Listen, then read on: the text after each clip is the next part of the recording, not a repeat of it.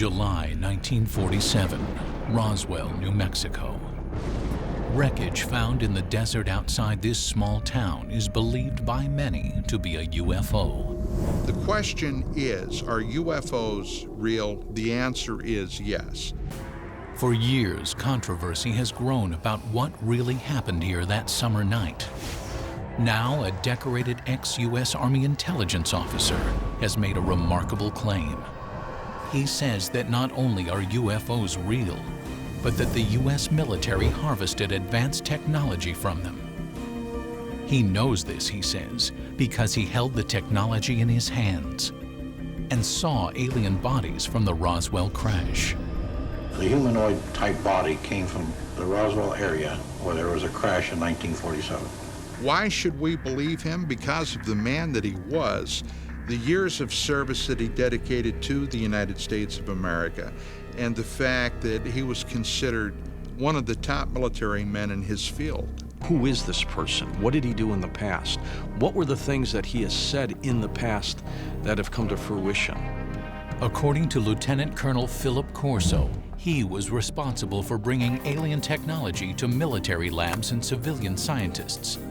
And they used it to make lasers, fiber optics, integrated circuits, night vision image goggles, and bulletproof vests. We are looking at crashed flying saucers, or ones that are shot down, and we're trying to figure out how they work. Others are skeptical that alien technology jump-started the military-industrial complex. That's a peculiar kind of lack of self-confidence in human ingenuity. I found that Philip Corso wasn't telling the whole truth about a number of things. Is Philip Corso's story the fantasy of one ambitious intelligence officer? Or does he confirm that a UFO did crash at Roswell in 1947, and that it launched a secret military program to push alien technology into mainstream development?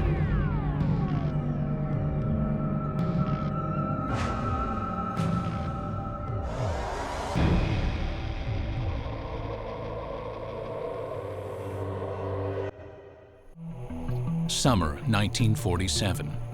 Major Philip J. Corso is on patrol at the Army base at Fort Riley, Kansas, when he encounters something that will challenge everything he knows about heaven and earth. Corso was a career military man, a respected intelligence officer, and an artillery commander with his finger on the nuclear button. But inside a crate in a deserted building, Corso swore was a being from another planet. Corso would publish an account of this and other revelations in a book called The Day After Roswell, a New York Times bestseller when it came out in 1997. In one of his book signings, 5 colonels came to him and verified that my father was right on with everything that was written in the book. Corso died in 1998. But the material he presented in his book is still controversial. Now, for the first time, the full story of his military career and his startling UFO allegations are being told on television. 1942, the year after the Pearl Harbor attack. Philip Corso, a small-town boy from Pennsylvania, is drafted into the Army. During World War II, he trains as an intelligence officer, and afterward, at the age of only 29, Corso becomes a spy hunter in Rome. His mission, to seek out and terminate Soviet agents. When the United States Army occupied Rome, what they wanted was make sure that the post-war government would be a friendly government, not a communist government. A position with a lot of authority behind it. The man was regarded as an up-and-comer. By April of 1947, Corso returns to the United States for additional training at the U.S. Army's Intelligence School at Fort Riley. 3 months later, in July 1947, comes that fateful night when he claims he has the encounter that shakes him to his core. 32-year-old Corso is the post-duty officer, an assignment that puts him in charge of security at the base. That evening, Fort Riley is buzzing with rumors.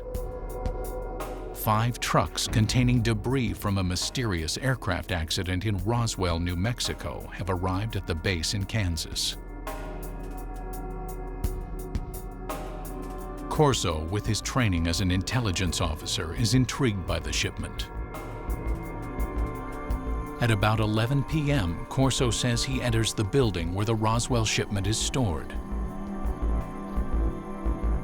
A guard on duty tells Corso that he has already looked into one of the crates making up the shipment and cannot comprehend what he's just seen.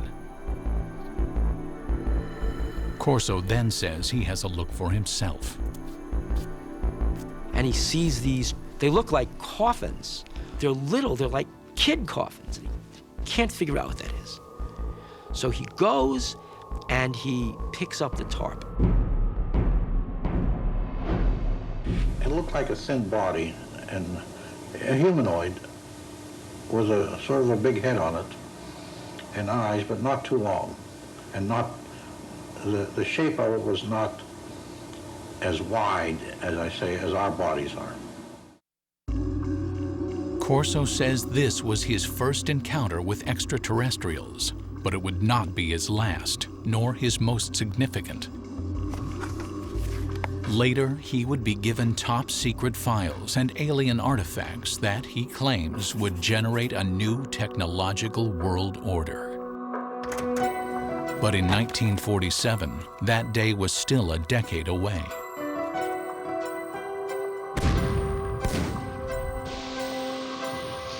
The outbreak of the Korean War in 1950 puts a hold on Philip Corso's ruminations on extraterrestrial beings. Corso joins General Douglas MacArthur's staff as an artillery targeting specialist for UN forces. After the 1953 armistice, he remains in Asia, serving as an intelligence officer repatriating American and Allied prisoners of war.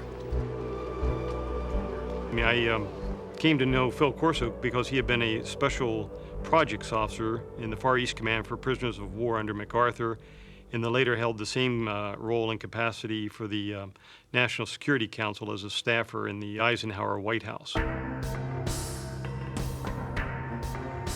According to his military records, in July of 1953, Corso is promoted to the rank of lieutenant colonel. He says he is a trusted advisor to President Dwight D. Eisenhower, informing him of what Corso asserts is rampant KGB infiltration within the CIA. And Corso was screaming about this in the National Security Council to Eisenhower. Corso states that Eisenhower rewards him with his own combat command. In 1957, military records confirm Corso is placed in charge of an artillery battalion at Red Canyon Missile Range.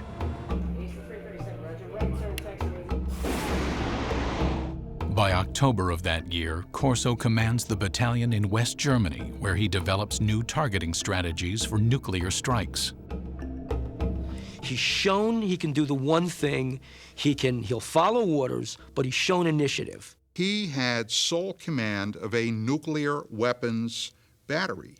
Now, in the event that war would have broken out with the Soviet Union in the 50s, when Corso was in Germany,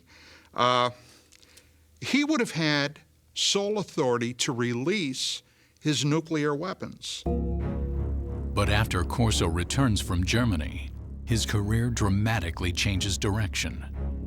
The gifted intelligence officer, fearless spy hunter, and artillery commander who controlled the world's most powerful weapon now becomes a reservist in the National Guard.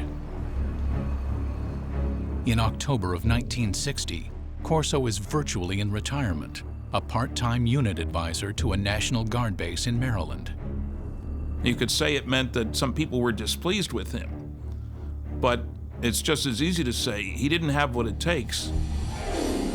But Corso's supporters believe Corso is being groomed for his most important and most secret assignment. Now there is a big green hand running his career. That big green hand is the hand of Arthur Trudeau. Philip Corso has a powerful mentor in Lieutenant General Arthur Trudeau. A West Point graduate, class of 1924, Trudeau quickly gains a reputation as a forward-thinking officer, comfortable with high technology.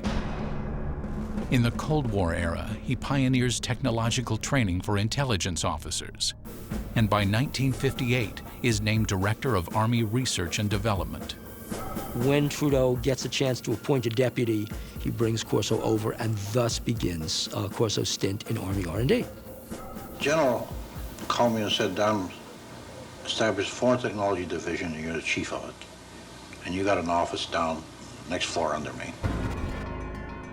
Through this point in his career, Corso's Army job history is easily verified by examining military records. Look, he did work in the Pentagon. His office was there. I have the roster. And he worked for General Trudeau, and he certainly knew him well. There's no question about that. But after his Pentagon appointment, the paper trail of his career is harder to follow, and his assertions more difficult to confirm.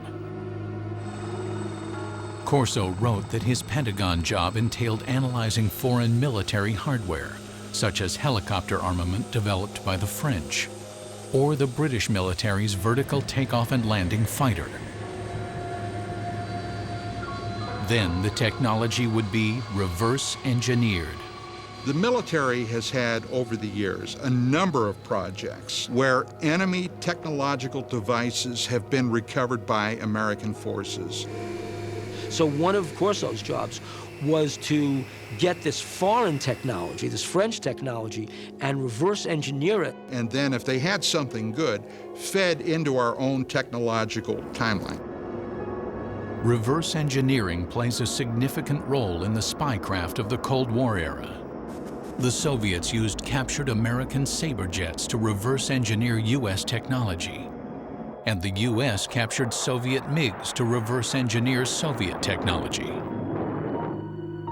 But if Corso's routine job involves examining technology from abroad, his task would soon change.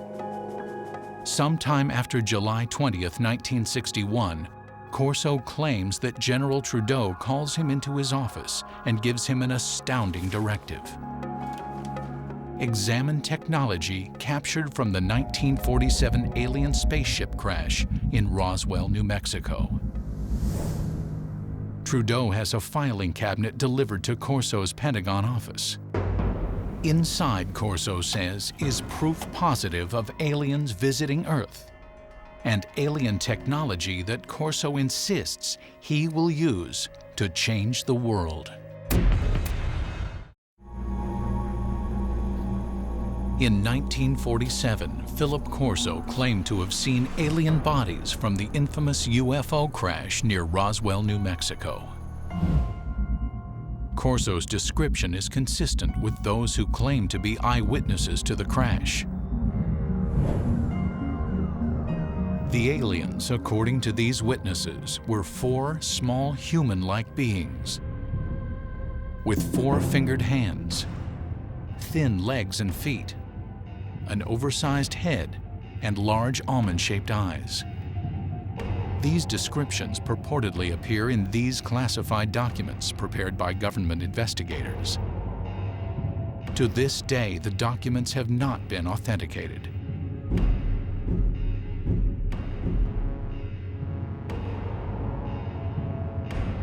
Corso insists that he told no one about what he saw at Fort Riley.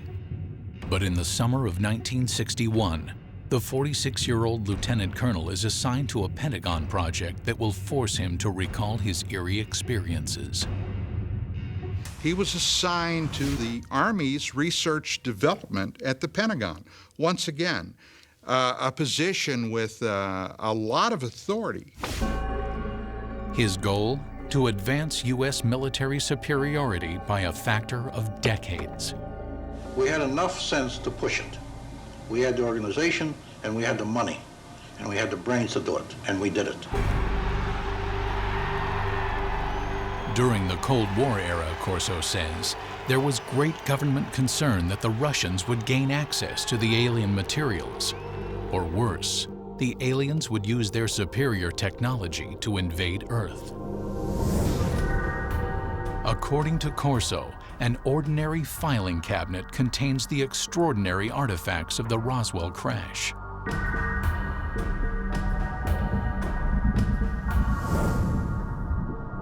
A piece of super strong metallic cloth. Corso contends it may have protected the alien pilots in their spacecraft. A tube that appears to shoot a searing red light. Corso thinks it might be a surgical instrument or a weapon. An alien-made headband that, according to his military reports, might have been used to transmit thoughts or control the alien craft. An imprinted set of miniaturized circuits, perhaps a prefabricated microcircuit.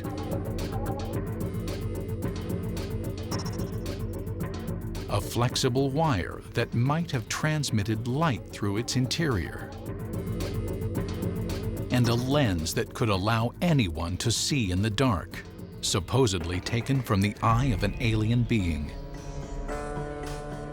To better understand the puzzling contents of the filing cabinet, Corso claims to immerse himself in classified government documents reporting on alien technology supposedly found at Roswell. According to the reports that Corso claims to have read, some of the world's foremost scientists, men like Wernher von Braun and J. Robert Oppenheimer, have access to the Roswell crash site. Corso says that Lieutenant General Trudeau greenlights him to assemble his own A-list team. You will put on that team anybody that you want. Engineers, scientists, and even I told the Germans. Told them, I'll take a couple of Germans too, in addition to the US scientists. Corso claims that based upon his close readings of the Roswell reports, he developed his own theories about how the alien craft may have functioned. What Corso said was that the spacecraft had a way to jump. It didn't fly from wherever it came from to here, it jumped. And he said that's all they knew, that there was a wave around the spacecraft that allowed it somehow not to be a spacecraft, but a time machine. And the reason is that to travel the kinds of vast distances it had to travel, it had to leave what we understand in physics as a space-time continuum, drop out of that, and suddenly reappear in a new spot. In Corso's personal notes are sketches detailing his concepts. Corso speculates that the alien craft is navigated by a mind control interface fitting the alien cranium. It seemed as though by revolving the headband around the alien brain drawings, you would match up the pickups on the headband with various parts of the alien brain. His background research complete, Corso maintains he is ready to move on to the next phase, distribution. He will hand off the alien technology he says comes from Roswell to appropriate defense contractors for development. Try to imagine what would happen if a spaceship crashed on Earth and there was a fabulous piece of technology and somebody like Corso pulled it out and gave it to research labs and said, here guys, figure out how this works. The result, Corso maintains, will lead to a complete reconfiguring of the world's most advanced technologies.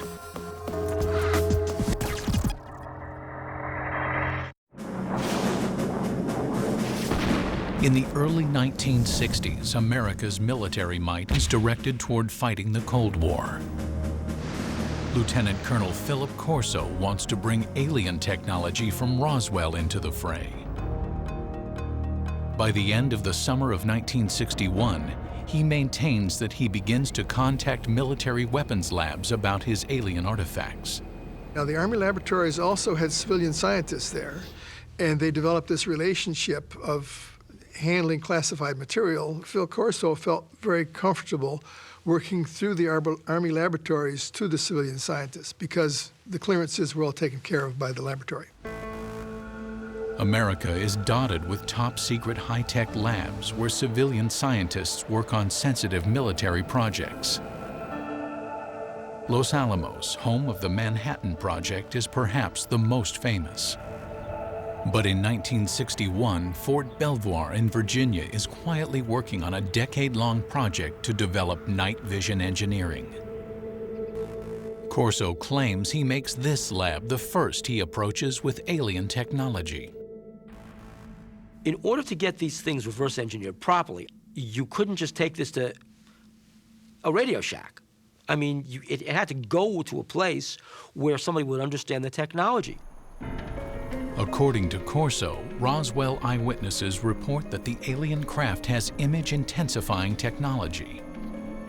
If one went inside the ship and looked out, the world outside would look as bright as day, even at night. There is also, according to Corso, a lens taken out of an alien's eye that has light-enhancing properties. No one knows how the two are related, says Corso, but he knows their potential value. Corso maintains that by the late summer of 1961, he helps researchers at Fort Belvoir by showing them the alien light-enhancing lens and possibly other light-enhancing technology from the Roswell craft. This was a kind of technology that, although we think we have a very clear line of development going back to the Second World War, we take a look at how this technology has literally geometrically exploded over the years. Now, can this be attributed to this technology that was picked up at Roswell, according to Corso? Well, according to him, it can be. Corso says he wasn't able to further develop the alien mind control interface. His theory was that it would only function with an alien brain. But this momentary setback, he claims, didn't forestall development of another Roswell artifact, an imprinted circuit of mysterious design. We also had a little charred chip. Small thing, maybe 3/8 of an inch square, 2 threads coming out, and a little one in the center with thin wires. These came from Roswell. We didn't know exactly the function of the integrated circuits, but we suspected that these were circuits, electrical circuits.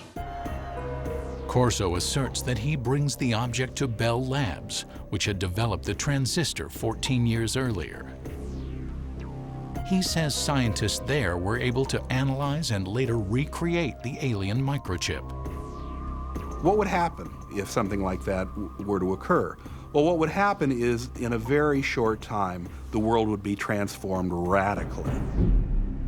There's no doubt that after the development of the integrated circuit in the early 1960s, the world is transformed.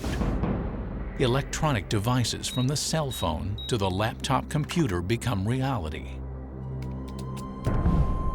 Corso claims the Roswell microchip was supposedly damaged from the crash, but that in his possession is another alien object, this one apparently fully functioning.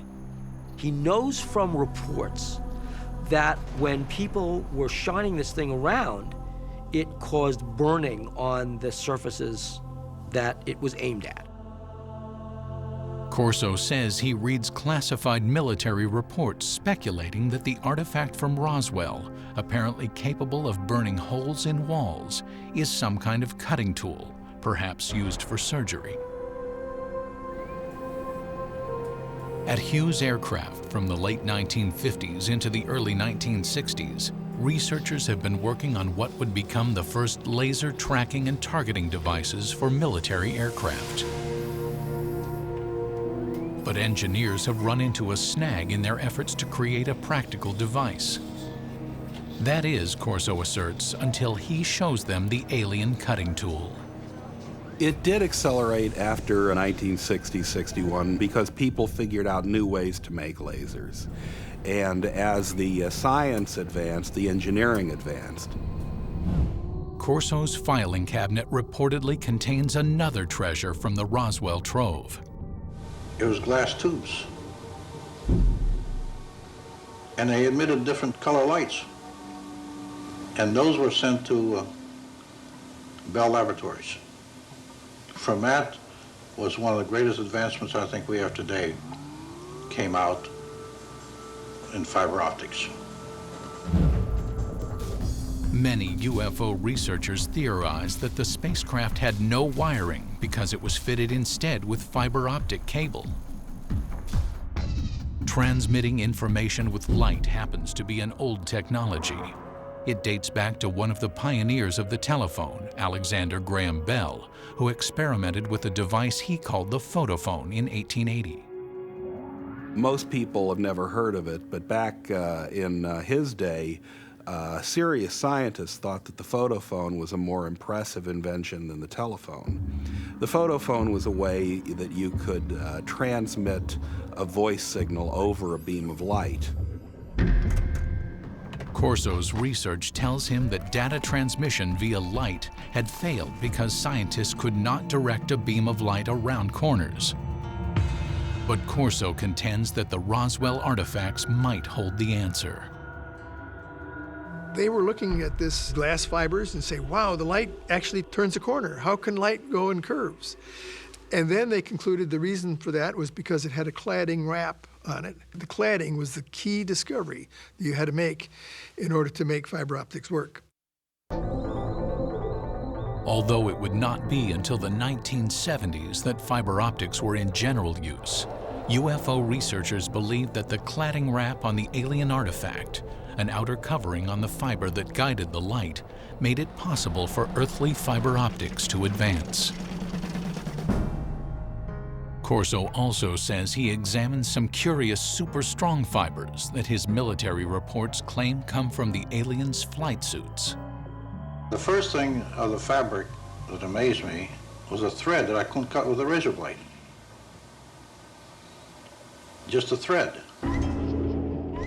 In his book, Corso offers a theory about the fibers composing the alien flight suits. The alien bodies, probably the more vulnerable aspects, were protected from what had to be incredible energies by the super tenacity of the fabric, which somehow formed a shield. And Corso said they didn't put these on, they were woven around them. In other words, they spun them like a cocoon. According to Corso, he wonders if these super strong fibers could be developed into super strong bulletproof shields for law enforcement and military use. Corso said that the Army tried to bring it to the University of Colorado to try and fabricate this technology. The mid-1960s saw great advances in super strong fabrics that used polymer technology, the type of molecules that Corso claimed were present in his alien fabric. In 1965, Kevlar was invented, a fabric that would be used in bulletproof vests. More proof, according to Corso, of the impact of alien technology. There's no denying that the period Corso works in the Pentagon coincides with a period of rapid technological growth in the United States. Corso's supporters say alien technology played a role, but others see things very differently.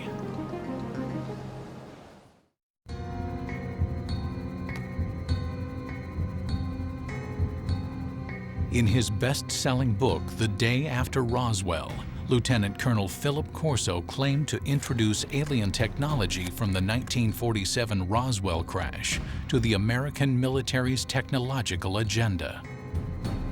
But others say that the scientific leaps of the 1960s were not made by one hero, and not with the help of aliens. It's nice to think in terms of one heroic person leading us into the new world of far-out technology learned from saucers. That sounds great. But having worked on a whole host of big research and development programs, that isn't the way it works.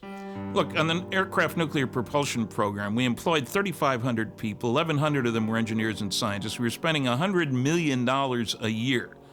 That's the kind of effort it takes to develop new technology. And that was in 1958 dollars at that. Corso claims that the laser jumped from theory to practice after scientists examined the device found in the Roswell crash debris. But to science historians, that's science fiction. Well, the laser is a good example of an invention that doesn't really have a single eureka moment where somebody gets a brilliant inspiration and then they go down into their basement workshop and 15 minutes later they've hammered together a laser. The laser really began back in 1951 when a physicist from Columbia University was taking a walk in Washington. That physicist was Charles Towns. And I woke up early in the morning worrying about why hadn't we been able to get anywhere. It was before breakfast, so I went out and walked out in the park, sat down in the park. Suddenly I said, hey, wait a minute. We can get a whole collection of molecules all in excited states with excess energy. And I wrote down the numbers to see now, could I make it oscillate? And it took him 2 years and $50,000 in government grants before he could come up with the very first barely operable microwave laser. The first laser device used microwaves rather than light. The light-emitting version wasn't functional until 1960, 9 years after Professor Towns jotted down his notes. As for aliens jump-starting the process, No, aliens had nothing to do with the technology of the laser, nor do I. Unfortunately, I don't think aliens have given us any new information yet. while the laser's development was slow and steady, the integrated circuit advanced rapidly. But the greatest progress was made by scientists well after Corso retired. The real breakthrough happened in 1971 when a guy named Ted Hoff conceived of the idea of putting an entire microprocessor on one piece of silicon, a computer on a chip. Basically, what happens in an integrated circuit is that you are controlling the flow of electrons, or actually, in some cases, the absence of electrons. Ted Hoff, known as the architect of the microprocessor, started working on integrated circuits in 1968. Hoff disputes Corso's claim that an alien chip captured from the Roswell crash made an earthly version conceivable. If you have a crash scenario, there's presumably damage done, and that damage may make the device even harder to analyze. And even if you had the device, you'd really want a context. If you had seen this device in those days and had no context to put it in other words, what's it used for, you'd even have less chance of understanding it. Hoff also says that to reverse engineer an integrated circuit, as Corso claimed happened in 1961, you would need a scanning electron microscope, which was not invented until 1966. Even looking at devices today, the resolution of the devices are such that ordinary optical microscopes really don't reveal them. So you'd need something more sophisticated. I don't think at that time anybody would have been able to figure out what it was. Philip Corso also claimed that his alien fiber optics cable inspired scientists. But science historians don't support his assertion, because fiber optics required a convergence of technologies occurring over decades of development. The idea really became interesting in 1965 when lasers were available and people suddenly realized there was a commercial use for fiber optics.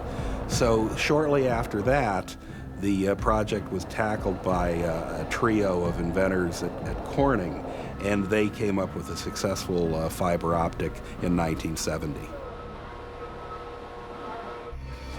The highly directional light of a laser improved signal strength. The team of researchers at Corning Glass created a form of fused silica. This super pure glass material was capable of carrying 65,000 times more information than copper wire. This made fiber optics commercially practical, 10 years after Corso claimed to have accelerated the technology. That's the real achievement that Don Keck and Peter Schultz and Bob Maurer came up with when they were at Corning. It was coming up with this completely unexpected way to make glass. Corso also stated that he inspired a quantum leap in image enhancement technology. But science historians say the technology of turning night into day was also decades in the making. Progress increased so incrementally. It goes all the way back to the 1940s when image intensifying radar scopes were issued to Allied troops in the Pacific Theater. The first night vision gear employed thermal imaging. Developed by the Germans during World War II, it brought heat energy into the visible spectrum using an infrared light and a receiver. Then, by the early 1960s, William Spicer, a Defense Department researcher, had created image intensification technology. Fort Belvoir scientists built upon his work. Image intensification requires no additional light. Functioning like a radio receiver for light waves, it amplifies existing light. Today's image intensifiers are small enough to be worn as goggles and are capable of amplifying light by a factor of 35,000. Scientists suggest that if Corso really had an alien image enhancer, showing it to researchers in the 1960s did little to advance the technology's measured progress. The engineering that was required just progressed at a very slow rate. Making night vision work was largely the result of really brilliant engineering. Finally, according to technology experts, Corso's super tenacity fibers came not from alien spacesuits, but from years of research by a scientist named Stephanie Kwolek, who worked at the DuPont Company. She learned how to organize super strong chains of atoms in 1965, and by 1971, Kevlar was on the market. The theory that something like Kevlar came off a flying saucer strikes me as being insulting to someone like Stephanie Kwolek, who poured enormous amounts of effort, years of her life, tremendous dedication and brain power went into cracking the secrets of nature. Furthermore, some skeptics insist Lieutenant Colonel Corso simply didn't have the technical background to run a reverse engineering program. I read something he'd written years ago and found that it was not high-tech. I worked for General Electric, Westinghouse, General Motors, TRW Systems, McDonnell Douglas, with lots of technical people. I'm a physicist myself. And I saw nothing in what Corso had written that gave any indication of his having the knowledge, the skills, the talent, the background to handle stuff like this and get it into industry. Corso had an answer to this objection, claiming that his team of A-list scientists helped him interpret the Roswell cache. I didn't have the training or the background for something, you know, they got highly technical. But fortunately, the German scientists were there. I knew von Braun, and I knew Hermann Obert. Obert was a man that said we've been helped, but we had to keep it quiet to protect our budget, protect our organization. For doubters, there is also the issue of Corso's rank. A lieutenant colonel, some argue, wouldn't be running things as Corso claimed he was. I think an indication of his value to the military would have been given by the fact that he was not a full colonel, despite all his years in service. But others stand by Corso's assertions, particularly those who say they're familiar with the way the U.S. military functions.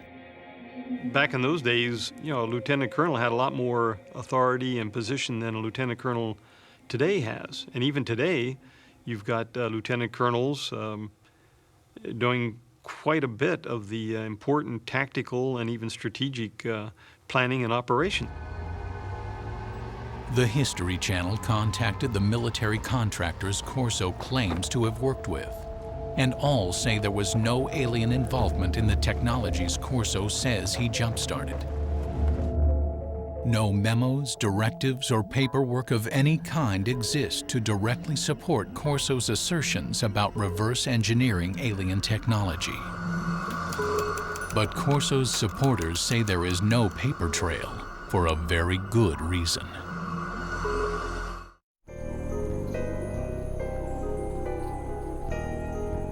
Among those who believe there was an alien crash near Roswell, there is consensus on one concept. The U.S. government systematically suppressed the truth. The government of the United States and other governments around the world have gone out of their way to keep that wrapped up inside a riddle that's smothered by an enigma. Philip Corso says he also had to keep his reverse engineering program under wraps. We couldn't discuss it. We made a decision. It cannot be discussed outside of us. We're doing good. We have the authority, we have the money for our R&D projects. Well, that's fine. Let's keep it that way. Let's not get mixed up in the murky area of whether they exist or not. As for Corso's contributions to the advancement of science, skeptics say that the technology he claimed to have pushed forward was ready to emerge anyway. As proof, they offer up the mind control headband, one alien technology that Corso did not claim to develop. Today, it's well on its way to becoming a reality without his help. Since the 1970s, scientists have been experimenting with using EEG readouts of brainwaves to provide feedback and change behavior. It's now possible to use EEG feedback games like this one to learn how to manage brain states. But mind control technology has advanced even further than that. Going to open the first email, which says congrats. It says In 2004, researchers received FDA approval to test tiny brain implants designed to allow disabled people to control computers using their thoughts. Next, I'm going to paint a circle.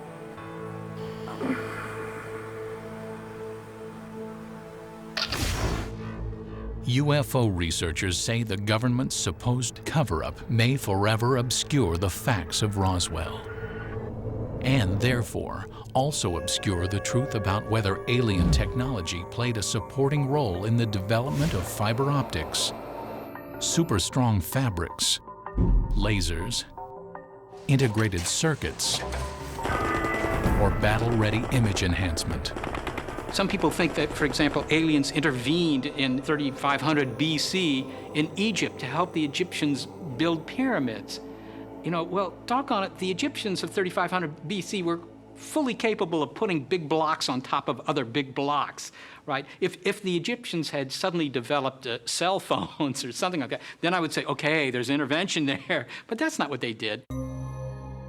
But while Lieutenant Colonel Philip Corso might be questioned, his ideas deemed controversial, and his predictions dismissed as the stuff of science fiction, his impact on UFO legend and lore can never be minimized. The military, the Pentagon, the government of the United States does not give that type of authority to a loose cannon. This man was highly regarded, highly respected. At my age, what do I have to lose? I have to let my grandchildren and my children know this, because how long will I be around yet?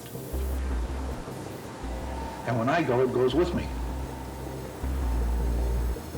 There must have been many days that Philip Corso said to himself, why me?